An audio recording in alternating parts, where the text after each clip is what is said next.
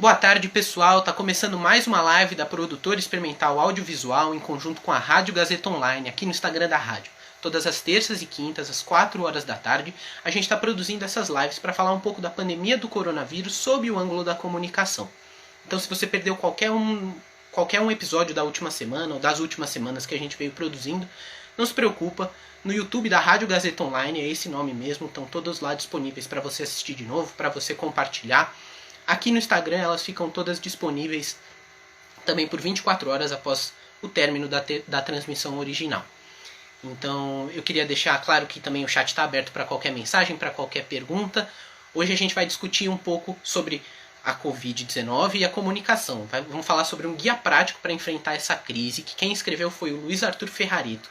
Ele é coordenador do núcleo de rádio da Universidade Federal do Rio Grande do Sul, junto com o Fernando Morgado, que é o coordenador adjunto desse mesmo núcleo. Eles fizeram um guia muito importante para não só os profissionais da área de comunicação, mas também todos aqueles que tiverem a oportunidade de ler.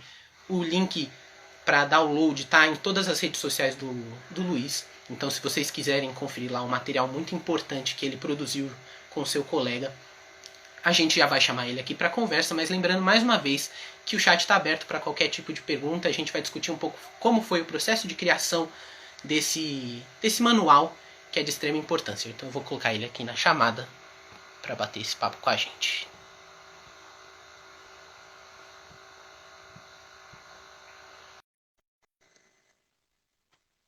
Vamos esperar a conexão.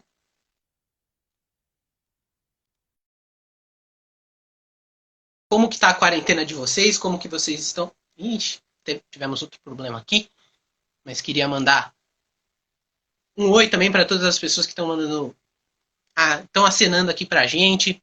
O Bruno Otti, a Lívia. Vamos ver aqui. O Luiz caiu, mas a gente chama ele de novo, não tem problema. Enquanto isso, eu faço a pergunta: como está a quarentena de vocês? O que você faz de casa? Conta aqui pra gente, deixa nos comentários. E explica um pouco pra gente como que tem sido o trabalho, vocês estão trabalhando de casa, tem gente que está precisando sair, como é que está funcionando esse esquema para todo mundo, e se está todo mundo muito bem com saúde. É um período complicado, é difícil para todo mundo, a gente entende, mas em breve isso passa logo.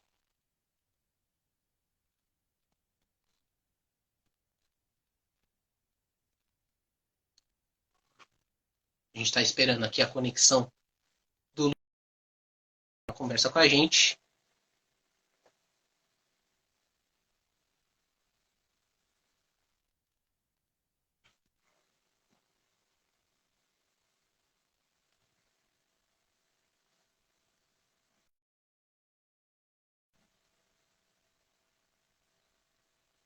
Ó, a Lívia falou que está trabalhando de casa. Queria saber como é que tem sido o trabalho de vocês de casa, como é que está a produtividade de cada um, aumentou, diminuiu. Admito que para mim às vezes tem sido um pouco complicado, a gente sai um pouco da rotina que a gente está tão acostumado e é difícil lidar com isso. Ó, a Lívia está perguntando como é que está a minha quarentena. Tá dentro das devidas proporções, tá boa. Tá boa, viu, Lívia? Tá tudo certo. A gente vai se adaptando bem, né? Vamos ver se a gente consegue agora adicionar o Luiz aqui na conversa com a gente. Mas está indo tudo certo, graças a Deus. Olha o Luiz aí. Realmente a conexão tá difícil. Mas queria agradecer a todas as pessoas que já estão conectando ao vivo aqui com a gente agora. E queria dizer que todo esse trabalho que a gente está fazendo, reiterar mais uma vez que o trabalho que a gente está fazendo aqui fica disponível no YouTube da Rádio Gazeta Online, é esse mesmo nome, vocês podem procurar lá. Todas as terças e quintas, às 4 horas da tarde, a gente vem fazendo essas transmissões. Então, se você perdeu algum vídeo, qualquer um essa semana, tá lá disponível para você compartilhar, assistir de novo. Vamos colocar o Luiz aqui. Conexão. Tá. Vamos esperar. Certo.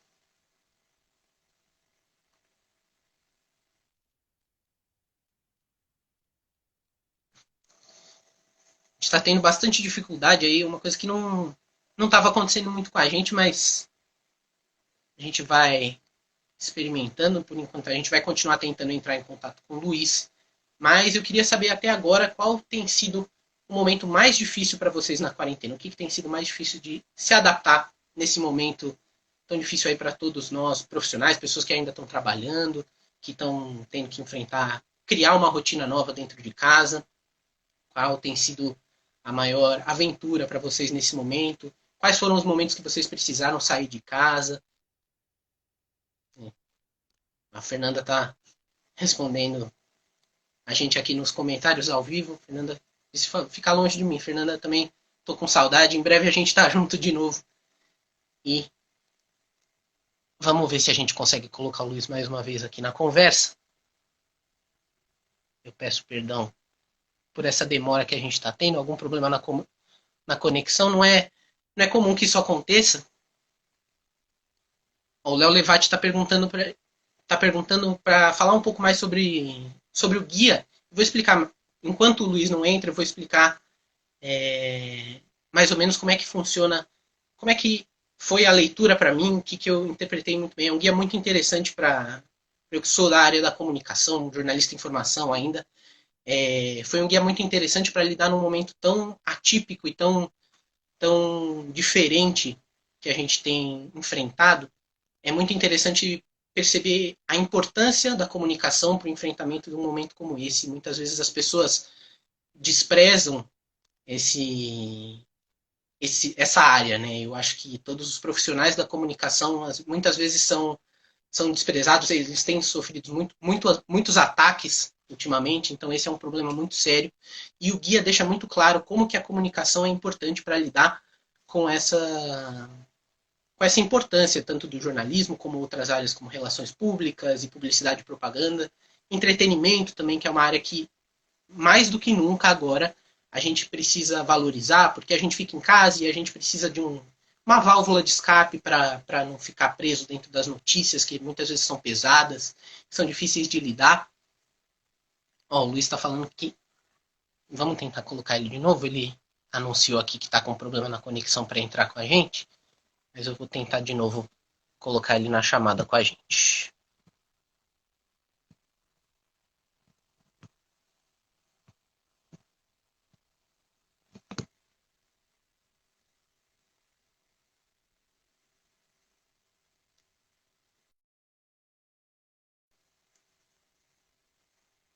Realmente, a gente está tendo um problema de conexão muito difícil. Eu peço desculpas, não era algo que a gente estava esperando aqui, mas queria mandar mais uma vez um oi para todas as pessoas que estão assinando para a gente. Pati Silva, Tortella, a Lívia acabou de concordar com o que a gente acabou de falar. Preciso tentar. Luiz Arthur o Luiz está assistindo a gente nesse momento, mas na conexão realmente fica difícil. Não sei o que está acontecendo, mas queria agradecer a todas as pessoas que estão ao vivo nesse momento com a gente para bater esse papo. E é isso. Então, lembrando mais uma vez que todas as transmissões que a gente fez até agora estão disponíveis no canal do YouTube. Todas as terças e quintas, às 4 horas da tarde, a gente está aqui ao vivo para falar um pouco sobre a pandemia do coronavírus sob o ângulo da comunicação.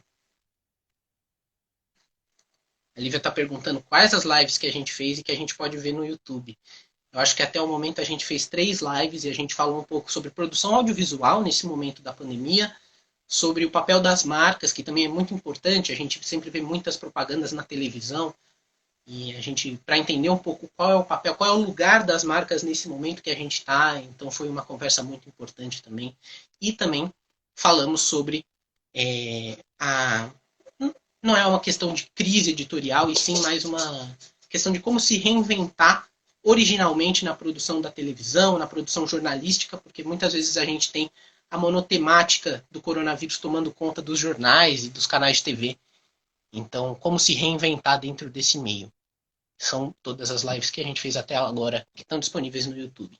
Vamos tentar conectar mais uma vez com o Luiz. Vamos esperar que dessa vez dê certo.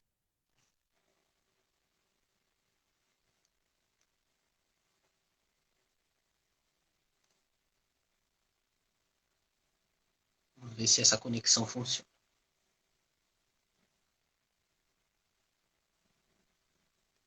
Bom, o Léo Levati está perguntando aqui quais os pontos que mais me chamaram a atenção no guia. Olha, Léo, os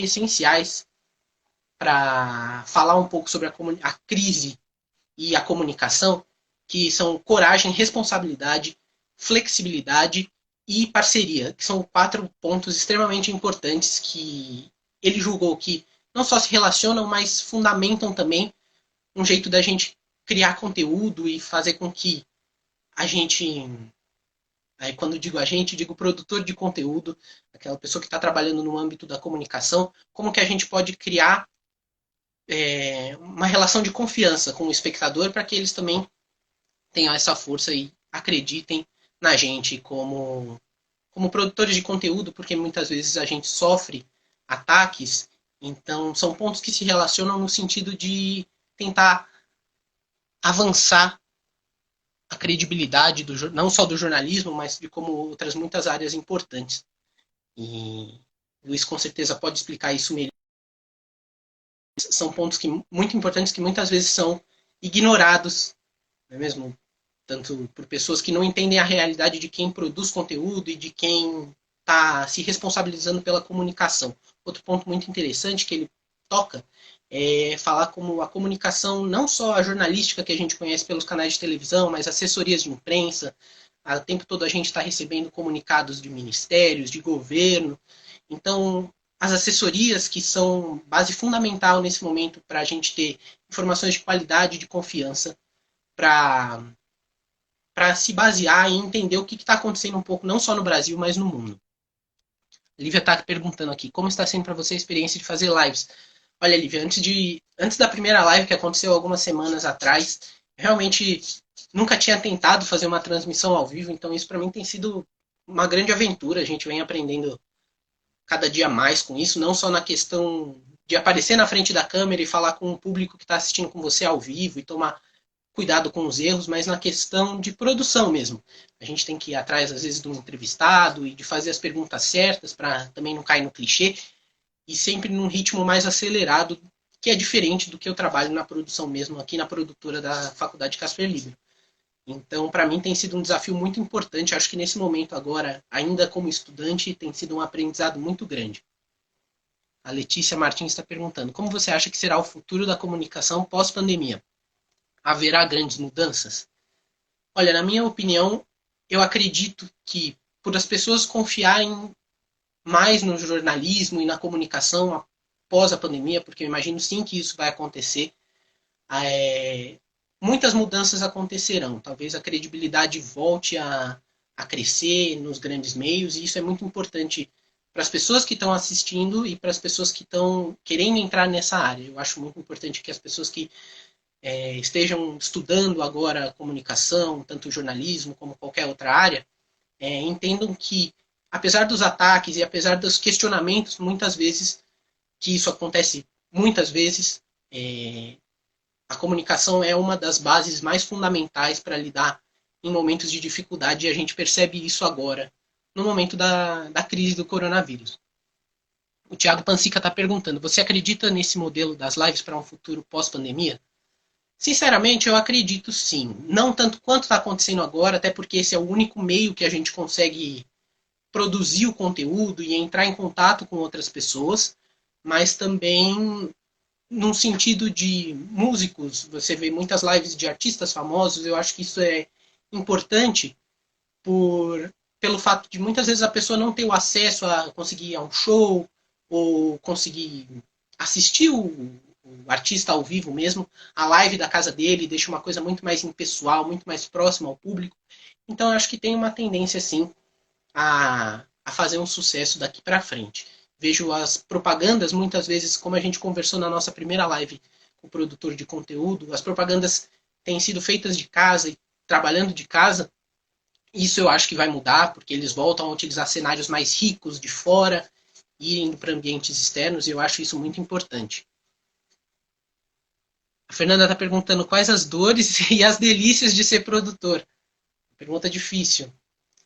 Olha, As delícias, com certeza, eu acho que qualquer pessoa que trabalha na área de comunicação pode compartilhar isso um pouco comigo.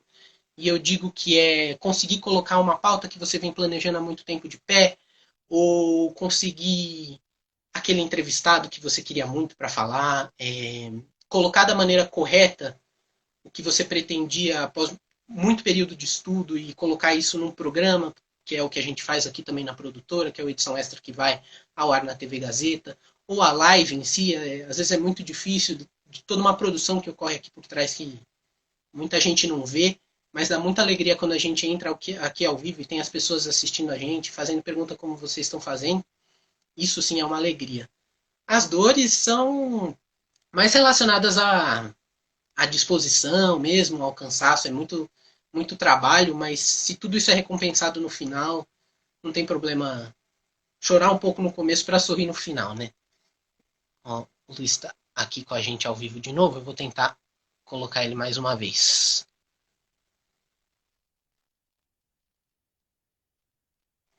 Enquanto a gente aguarda a conexão dele, ver se agora Uhum. funciona. Às vezes reconectar a rede pode ajudar, né? Eu tô ouvindo, inclusive, o Léo dizendo. Luiz, acho que Ó, tá agora me foi. falando. Acho que deu. Deu. Agora foi. Olha aí, Tudo bem? rapaz. Então vamos ajustar aqui, deixa eu ver você. Tava falando com a sua colega aí. Você tá me ouvindo bem? Agora estou te ouvindo bem, sim. Tava falando com a sua colega que estava gentilmente tentando viabilizar esse processo. Meu Deus do céu. Que bom que deu Tá, certo, que bom que deu certo. um pouquinho que eu tô ouvindo você um pouquinho baixo aqui. Tá, tô no máximo do meu Você consegue som me aqui. ouvir bem agora? Estou ouvindo um pouquinho baixo, mas consigo compreender. Certo. E só queria dizer, pô, você é muito bom, Léo. Você ficou aí desempenhando. A gente que trabalha na área de rádio sabe que isso aí é um pepino monumental que estava acontecendo. Poxa. Imagina, não foi a primeira vez que isso aconteceu com a gente vai aprendendo também. Na primeira transmissão, a gente também teve um problema de conexão, então a gente aprende, vamos lidando com essas situações juntos É, aqui. faz parte, né? Com certeza, com certeza. Mas que bom que você conseguiu conectar. Seja muito bem-vindo, muito obrigado por tirar um tempo para conversar com a gente, Luiz. Bom, primeiro que o prazer é meu de conversar com vocês.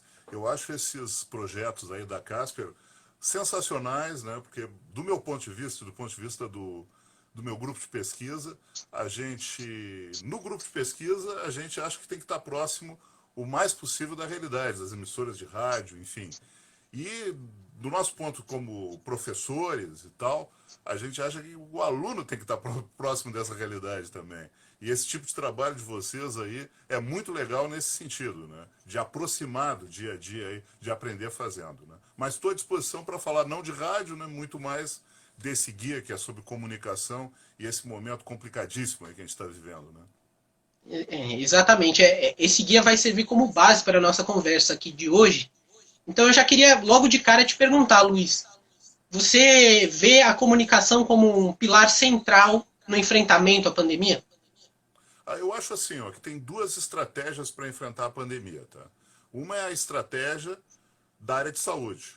E precisa ter uma estratégia que apoie, tá, esse combate, né, esse primeiro combate, digamos assim, que é a estratégia de comunicação. E nesse aspecto, nós que produzimos conteúdo, pode ser jornalista, radialista, publicitário, relações públicas, sujeito que tem assessoria de imprensa que está dentro de um veículo de comunicação, pessoal que está produzindo conteúdo para lazer, nós que produzimos conteúdos, estamos sendo obrigados a fazer essa estratégia enquanto o carro está andando. A gente está trocando pneu enquanto o carro está andando, porque a comunicação que emana do governo federal está muito confusa, né? E confusa pelos próprios protagonistas dessa comunicação, né? Quando o presidente chega, diz uma coisa, aí o ministro anterior, que era mais técnico do que o atual, diz outra coisa, fica muito confuso para a população. Então, nós que temos uma responsabilidade com o que comunicamos, né? A gente tem que consertar esse problema enquanto ele está andando, né? Enquanto ele está acontecendo. Então fica muito complicado mesmo. E foi mais ou menos nesse sentido também que a gente ficou pensando, eu e o Fernando, sobre no que a gente podia auxiliar as pessoas. E falar sobre rádio, que até foi a ideia que o Fernando deu inicialmente, seria muito pouco, porque é um enfrentamento de uma doença em nível mundial, né? Ela não atinge só a pobres ou só a ricos, só a brancos, só a chineses, só a brasileiros, só a eleitores do Bolsonaro ou só a eleitores do Haddad, atinge todo mundo. Então, nesse mesmo sentido, a gente tinha que dar um combate, além de ser transnacional, tem que ser um combate da área de comunicação como um todo. Por isso que a gente extrapolou o nosso campo de atuação habitual, que são as emissoras de rádio comercial, para trabalhar uma perspectiva um pouco mais ampla, né, que considera todo mundo como produtor de conteúdo, divide esses produtores de conteúdo entre os profissionais e os leigos, né, e considera como veículo de comunicação, desde uma agência de publicidade, uma assessoria de imprensa, aquilo que tradicionalmente se considera como tal, uma emissora de rádio, um jornal, um portal de internet, as redes sociais. Né? Ah, legal, legal. E Luiz, no momento que vocês estavam criando o guia, quais foram as dificuldades que vocês mais encontraram? Olha, acho que a maior dificuldade foi o tempo, sabe? Porque nós começamos pensando assim, poxa, como é que a gente vai fazer isso, né? A gente tem pouco tempo, tem que ser o mais rápido possível. E aí olha, sendo bem sincero, uma coisa que tanto eu quanto o Fernando, a gente conversa com frequência, como é que a gente conseguiu fazer em tão pouco tempo, né? A ideia surgiu numa sexta-feira, de tarde, ele me ligou, mandou uma mensagem no WhatsApp, que tal a gente fazer alguma coisa sobre rádio, enfrentamento à pandemia? A gente fazia uns 30, 40 dias que a gente conversava sobre o que estava acontecendo. Aí tu observa, não vou observar só a rádio, observa comercial de televisão está mais simplificado, que os repórteres de TV foram para dentro de casa, pela primeira vez da história o repórter não está no palco de ação do fato. Me ligou, eu disse, olha, eu acho que a gente tem que trabalhar com a questão da comunicação de forma ampla. A gente já trabalha com rádio em contexto, acho que nós temos condição de fazer isso com base no que o nosso grupo já pesquisa. Aí trabalhamos mais assim no sentido de ter um delineamento ao longo do final de semana, né? Na segunda, na terça e na quarta-feira deve ter dado umas 15, 16 horas por dia de computador, de escrita. Eu fiz uma primeira versão, o Fernando deve ter ficado mais um tempo considerável ali revisando e acrescentando coisas. Da quarta para quinta-feira, isso é a semana anterior à Páscoa, ele começou a fazer a diagramação, o Fernando é designer também, além de consultor de empresas, enfim. Na sexta-feira nós criamos o site para colocar o conteúdo disponível. Né? A gente desde o início pretendia fazer uma versão em espanhol, né? Dentro dessa ideia de ser uma aproximação transnacional. Testamos tudo, estava funcionando no final de semana, então de uma sexta a outra o trabalho estava pronto. Testamos no final de semana e na segunda-feira, dia 13 de abril, nós colocamos online e em 3 ou 4 dias a gente atingiu 3.000 downloads. Na quarta-feira da semana passada nós colocamos a versão em espanhol, que já tem uns 700 downloads aí. Até nos emociona saber isso. A gente viu assim muita quantidade de compartilhamento para o tamanho do país e pelo enfrentamento, pelo tamanho também da pandemia por lá, muito compartilhamento nas redes sociais, muito download de pessoas por lá no Equador, né? Hoje a gente está com uma quantidade significativa de downloads do México, do Equador e do Peru. E o México e o Equador é assim, 70% dos downloads da América Latina nesse momento da versão em espanhol. Então, acho que a gente atingiu, dentro do que a gente pretendia, o objetivo de fazer alguma coisa. Né? Não é o livro que nós gostaríamos de escrever. Eu preferia estar atendendo o meu projeto de pesquisa na Universidade Federal do Rio Grande do Sul, que é sobre história do rádio brasileiro, né? Falar sobre a rádio educadora, sobre os rádios do início do rádio em São Paulo, do início do rádio no Brasil, a Rádio Nacional, sei lá, as coisas que aconteceram em outros momentos, do que estar falando sobre uma doença das proporções, né, que a gente está Proporções vendo aí. pandêmicas mesmo, né? Na realidade, assim, foi o livro que nós tínhamos que escrever para dar conta disso aí, né? Certo. E, Luiz, rapidinho então, você falou que colocaram um site no ar, está disponível para download gratuitamente, certo? Em qualquer. Onde a Certo. gente pode encontrar esse guia para fazer o Olha, download? é super simples, tá? Vou dar o endereço com. Tem duas formas, né? Doutor Google, né? Joga no Google, bota lá Covid-19 comunicação, núcleo de estudos de rádio, que vai aparecer algum link, porque tivemos uma divulgação muito além do que a gente imaginava possível, inclusive. Então tem muito site em que aparece o nosso livro, ou então a forma digita com o encurtador, né? B de Brasil e T.ly, bit.ly /guia NER, guia NER do Núcleo de Estudos de Rádio. Vai fazer o download naquele momento. Agora já está até um pouco mais fácil. No primeiro momento a gente tinha muito download ao mesmo tempo e às vezes dava um probleminha. Ele tinha que esperar um pouco para conseguir fazer o download de Certo, novo. Né? certo. E, Luiz, já indo então direto para o conteúdo do guia, tiveram 4 pontos que me chamaram muito a atenção, que eu estava até comentando aqui, que o pessoal mandou pergunta, estava querendo entender um pouco mais desse guia. Você citou 4 fundamentos muito importantes, que eram coragem, responsabilidade, parceria e flexibilidade. Explica um pouquinho melhor para a gente como eles se relacionam e qual é a importância deles. Bom, a primeira coisa assim, vamos começar pela flexibilidade, deixando bem claro que flexibilidade nesse caso é de produto final de rotinas de trabalho. Não tem absolutamente nada a ver com flexibilização das medidas de distanciamento social, quarentena, enfim, as medidas recomendadas pela Organização Mundial da Saúde. A gente segue no e-book as recomendações da OMS. Então, flexibilidade é no sentido de aqueles processos que a gente ensina na universidade, que são tecnicamente consagrados, eles precisaram mudar em função do trabalho remoto, em função da série de dificuldades que a gente está vivendo num mundo que nunca mais vai ser o mesmo depois dessa pandemia. Tudo mudou, né? A gente está em casa aí 40 dias, alguns, no meu caso, por exemplo. As pessoas estão produzindo conteúdo nas suas casas, usando os aplicativos mais diversos. Então, flexibilidade nesse sentido, né? Até de um produto final menos elaborado. Né? Eu fico me perguntando como vai ser a produção de conteúdo ficcional, por exemplo, em vídeo daqui para frente, se a gente continuar com esse tipo de restrição, mas alguma solução vai ser encontrada. Então, flexibilidade é no sentido das rotinas de trabalho, das rotinas de produção.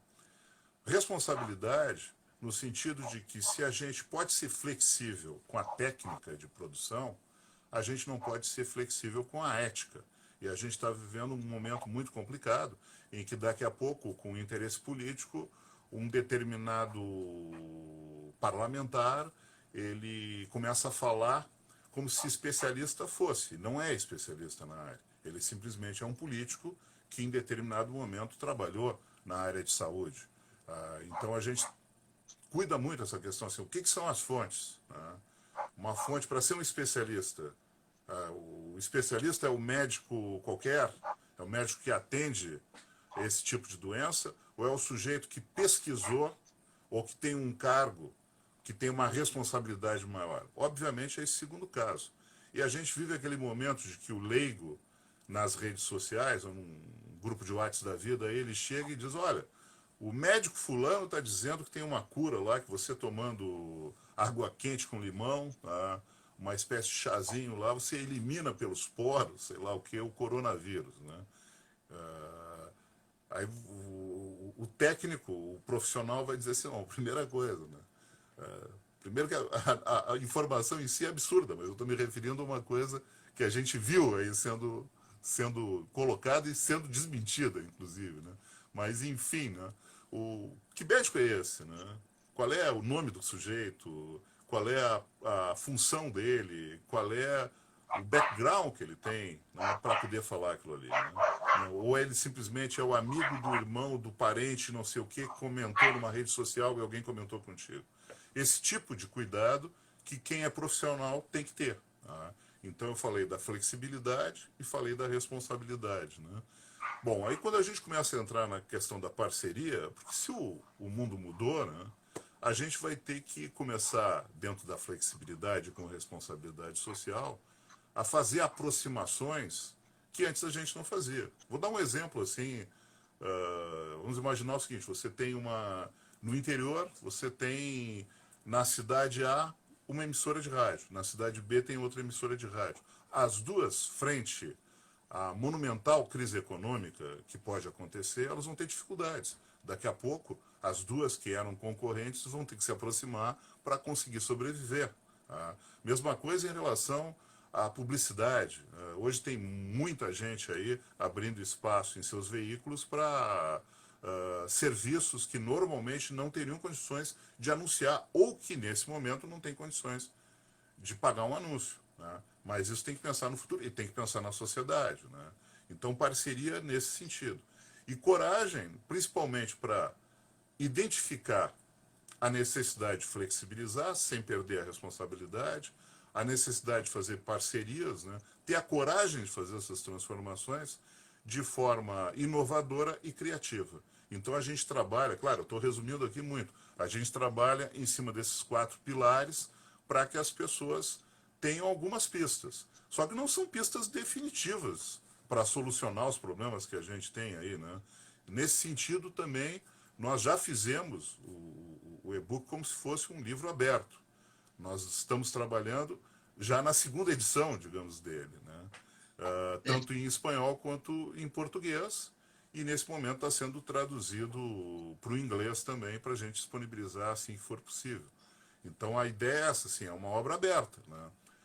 Porque as coisas estão acontecendo e a gente está identificando também outras situações que vão surgindo aí, algumas que são ruins, outras que são positivas, e que é interessante a gente compartilhar com as pessoas de uma forma aberta. Né? E o processo de publicação que nós utilizamos aí, para mim, é perfeito. Né? O conhecimento produzido dentro da universidade está disponível gratuitamente. Tá? A gente está Gratuitamente, dando exato. uma resposta ao investimento, no caso do NER, né? A gente tem integrantes, o próprio Fernando, que não são de uma universidade pública, são de universidades particulares. Mas no caso da gente, como universidade pública, nós temos obrigação de fazer essa ponte, muito mais do que as universidades particulares, nós temos obrigação de fazer essa ponte com a sociedade, porque é a sociedade que nos paga, é a sociedade que investe no nosso trabalho. Então foi muito nesse sentido que a gente trabalhou, construiu uma ideia em torno, uma articulação entre esses 4 pilares, e pretende fazer atualizações tantas quantas sejam possíveis e tantas quantas a gente ache necessário fazer. Né? Certo. E, Luiz, outro ponto muito importante tocado dentro do guia foi falar sobre a repetição dessa monotemática da pandemia, da Covid-19.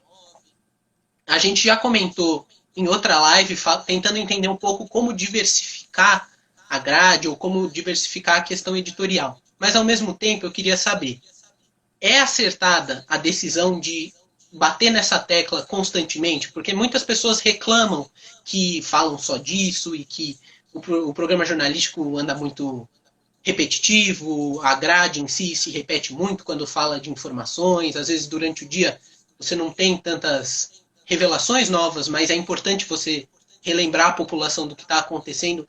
É acertada essa decisão de continuar insistindo nesse tema, principalmente nesse momento que a gente está vivendo? Olha, assim, ó, é e não é. A gente tem que ter uma medida de sensatez. Né? Bom, primeira coisa, né? Fazer uma comparação, todo mundo está comparando com a pandemia com uma guerra, com a Segunda Guerra Mundial. Né? Bom, na Segunda Guerra Mundial não se falava apenas da Segunda Guerra Mundial. Né? Tem um ponto que chega a um ponto de esgotamento. É perigoso, se a gente só falar da Covid-19, que as pessoas passem a normalizar o tema. Eu acho até que a gente está vivendo um processo meio perigoso de normalização do tema. Tanto aí em São Paulo quanto aqui no Rio Grande do Sul, Aqui em Porto Alegre parece que alguém disse assim, ô vírus, não precisa mais, tá tranquilo, não precisa mais ficar em casa. E aí daqui a pouco tem um monte de gente na rua e desobedecendo qualquer norma básica de segurança em relação a isso. Então, de um lado, a gente está sendo pressionado por um esgotamento, normalização do tempo, né? A gente tem que abrir algumas frestas para isso, né? Mas, de outro lado, também é necessário, tá? Talvez nesse momento, tanto em São Paulo quanto em Porto Alegre, a gente tenha que voltar ao início da cobertura da pandemia e começar a colocar insistentemente médicos a falarem e dizerem, olha, o que está acontecendo é isso, chegou a tal número, tá? Os efeitos são esses, você vai sentir isso, isso e isso, tá? Se for contaminado pelo coronavírus, pelo novo coronavírus.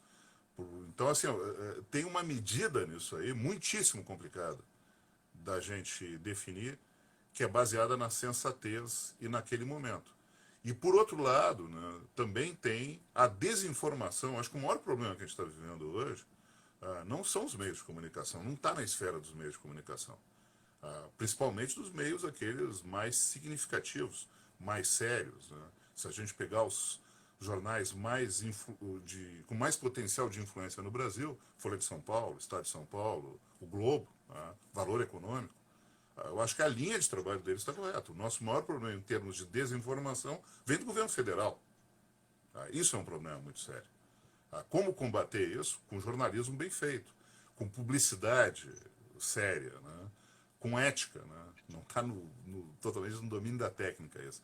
Mas eu acredito no seguinte, até como nós, né, profissionais e nós pessoas, né? Nós tem um momento de esgotamento. Não vai aguentar passar 18, 19 horas falando por dia de Covid-19. Tá? Tem que ter algumas brechas, tem que mostrar dentro do tema da doença, por exemplo, se eu sou gestor, e aí vou falar de rádio por motivo óbvio, né? Se sou gestor de uma emissora de rádio, é óbvio que no início da manhã eu vou ter que dar as principais informações do dia, se essa emissora for de radiojornalismo, né? Vou ter que focar muito fortemente no hard news, né? Mas em alguns momentos ao longo do dia eu posso abrir janelas para dizer, olha, vai ter uma live muito legal dos músicos brasileiros, o pessoal de tal universidade está fazendo tal trabalho aí na área cultural, tem o pessoal que está fazendo leitura dramática, sei lá, tem uma série de coisas que estão acontecendo. Você que tem filhos, você pode agir assim, assim, assim com seu filho. Inclusive a editoria Olha, de vamos entrevistar agora entretenimento, um né, que é psicólogo. citada. Esses outros assuntos relacionados em alguns momentos eu não discuto, na realidade, na Uh, live. Vou tentar falar um pouco mais alto. Mas é que em momentos você cita também a editoria de entretenimento, que é muito importante servindo de válvula de escape, né? Ela entra nesse cenário que você colocou aqui também, né? É que, olha, eu acho que aí é uma influência minha, talvez, no e-book. Eu trabalhei com. Eu faço muita pesquisa na área de história do rádio, história da comunicação. Muito com jornais. Tá? Nos anos 90 e no início desse século, aí, folheando os jornais em arquivos aí, e mais recentemente aí, trabalhando com acervos online. Né? Quando tu faz esse tipo de trabalho, tu vai te deparar, sei lá, Guerra do Vietnã sendo coberta. Bom, o Brasil não está envolvido nisso. Segunda Guerra Mundial, tá? Que eu pesquisei bastante. Tu vê que o jornal ele não trata apenas daquilo. Claro, nós estamos falando de uma situação em que o conflito era distante, ao alcance da mão, como ele está agora, porque toda hora tem que lavar a mão, essas coisas todas aí do álcool gel e tudo mais, né, que todo mundo já sabe, mas que a gente tem que continuar insistindo, né, porque tem alguns que negam isso. Mas, assim, é importante ter essa abertura. Tá? Naquela época, eu fico imaginando assim, bom, de 1939 a 1945, os países mais diretamente envolvidos com isso. O que ocorreria se não houvesse o cinema, falando dos Estados Unidos, por exemplo, o cinema, a música americana naquele momento, tá? Os teatros, os musicais, tá? O tipo de entretenimento que as pessoas tinham naquela época. Tá? Claro que agora a gente está preso em casa, de certa forma, né? E aí cabe a nós também a organizar um pouco esse tempo para a gente poder... Pô, vamos ler, gente. Vamos se informar. A gente tem um mecanismo hoje único na história da humanidade. Imagine se isso que está acontecendo fosse nos anos 70. Tá? Qual é a conexão que a gente teria uns com os É outros? verdade. Nem Sim. telefônica a gente teria, porque a telefonia era pouco desenvolvida no Brasil. Então, É. a gente tem essa possibilidade. Né? Eu, particularmente, estou tendo contato muito mais frequente com algumas pessoas do que eu tinha antes, em função, claro, não é o contato que eu gostaria. A gente está sem abraço, sem olho no olho, aí, né? Mas a gente está tendo contato com pessoas muito fortemente por causa de WhatsApp, Messenger, seja lá o que for, as redes sociais em geral. Então, uma ligação telefônica, tu pode ver a pessoa como está fazendo agora aqui. Então, eu acho que a gente tem que dosar um pouco as coisas, como cidadão e como coletividade. Eu esperaria que a gente saísse melhor disso, entende? Porque a gente tem que começar a sair, em termos de cidadania, mais forte. Não sei se a gente vai sair melhor, tá? Mas a gente não chegou nem no pico É. do problema ainda. Né? Sim, sim. Com certeza. E, Luiz, nosso tempo já está acabando aqui, então eu já queria te fazer a última pergunta. Infelizmente, eu queria ter tido mais tempo para conversar, é um manual muito importante, mas eu queria terminar essa nossa conversa aqui. Então, te perguntando, você comentou um pouco da produção jornalística, da produção das propagandas, da publicidade. Para o público, quais os critérios que eles devem ter para conseguir avaliar um trabalho jornalístico, um trabalho de publicidade e propaganda correto, que é norteado pelos fatos e que é apontado de uma maneira exata mesmo? Quais os critérios que o público deve ter para poder fazer essa avaliação? Olha, primeiro assim, desconfiar. Tá? Quando a gente recebe, qual é a fonte que está me passando uma informação? Tá? É a mesma relação, assim, por que eu confio numa pessoa? Eu confio numa pessoa porque ela me diz coisas, ou deveria confiar numa pessoa porque ela me diz coisas procedentes, tá? Porque ela não mente, tá? Porque ela não tem um interesse direto naquilo ali, muitas vezes, né? Ah, agora, eu desconfio de uma pessoa quando ela exagera nos méritos ou nos deméritos de alguma coisa e eu sei que ela tem uma relação com aquilo ali. Existe um conflito de interesse dela com aquilo. Se ela chega para mim e começa a elogiar demais alguma coisa, eu digo, para aí. Por que ela está elogiando aquilo ali? Por que ela está criticando? Então eu usaria o que eu digo para os meus alunos de jornalismo, eu diria para as pessoas em geral. A gente precisa, primeiro, duvidar. Entende? É da dúvida que a gente consegue, a partir de alguns questionamentos, de algumas perguntas, às vezes perguntas que a gente se faz e não consegue responder. Tá? Desses questionamentos, a gente vai construir uma certeza razoável. Tá? Bom, como é que. Se a ciência de países como a China e os Estados Unidos, não estou depreciando a ciência brasileira, né, ou da Europa, que são mais desenvolvidos do que nós, ela não considera, tá, nos Estados Unidos até considera um pouco, os medicamentos milagrosos que estão sendo citados aqui, algum motivo tem para isso. Tá? Não é que eles queiram destruir o Brasil. Qual é a importância que o Brasil tem nesse contexto geopolítico, digamos assim? Tá? Então, a primeira coisa é desconfiar daquilo que é muito absurdo.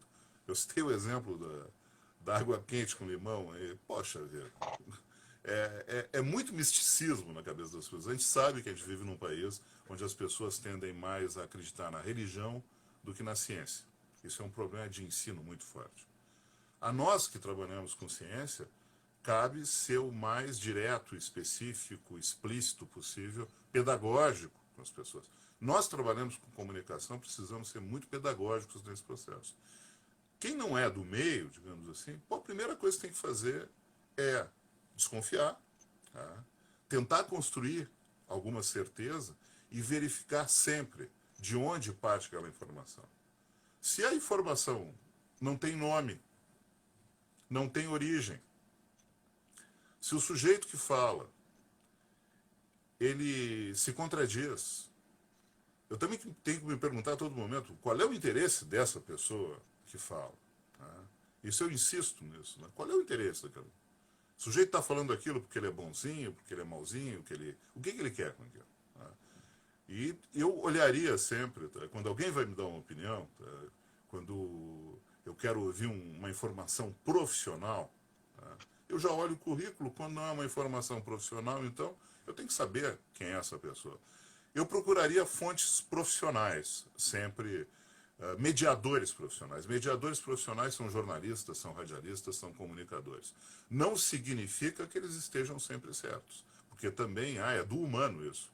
Também há pessoas mal intencionadas nesse processo. Mas eu acho que a gente tem que ter um certo nível de desconfiança. A gente está mexendo com a nossa vida. É a vida da gente que está sendo mexida nesse momento. Nós estamos mexendo com a nossa vida. Se a gente está mexendo com a nossa vida, com um vírus, com uma coisa que a gente não consegue enxergar, a gente tem que ter determinadas certezas em relação a isso. E tem que baixar as ansiedades. Às vezes eu fico pensando se a gente não está vivendo uma espécie de síndrome de Estocolmo, em que o sequestrado começa a aderir ao interesse do sequestrador. Porque as pessoas, saindo do jeito que elas estão saindo, eu fico me perguntando, onde que está, qual é o acordo, o que combinaram com o coronavírus, afinal? Porque a gente abre a janela e vê entregadores chegando, apertando mão de porteiros, as pessoas confraternizando na rua, como se nada tivesse acontecendo. E quem está... Parece o trânsito, né? Onde tu sempre faz as coisas certinhas e tem um cara que faz tudo errado e aí morre um monte de gente. Mas aí tu tá E de complica para máscara, todo mundo. Sim. tu tá seguindo o distanciamento exigido e tal, e as pessoas te olham assim, mas que coisa absurda. Bom, tem um problema nisso aí. Esse problema é um problema de informação. Informação que vem de cima, informação que vem do leigo, informação que às vezes o leigo não consegue aceitar ou não consegue fazer esse processo de questionamento, tá?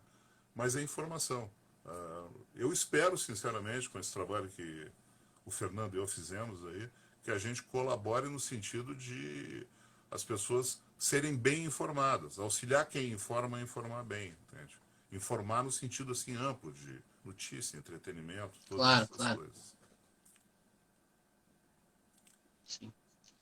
Bom, tá certo. Luiz, muito obrigado pela conversa. A gente teve um probleminha de conexão aí no começo que impediu que a gente conversasse um pouco mais sobre o assunto, mas muito obrigado mesmo. Então, lembrando para as pessoas que está disponível gratuitamente para download o guia em relação à comunicação e à Covid, e um guia para como enfrentar essa crise. Queria agradecer ao Luiz que topou participar desse bate-papo com a gente e que a live fica disponível 24 horas agora, depois da transmissão, aqui no Instagram da Rádio Gazeta Online e depois está disponível no YouTube.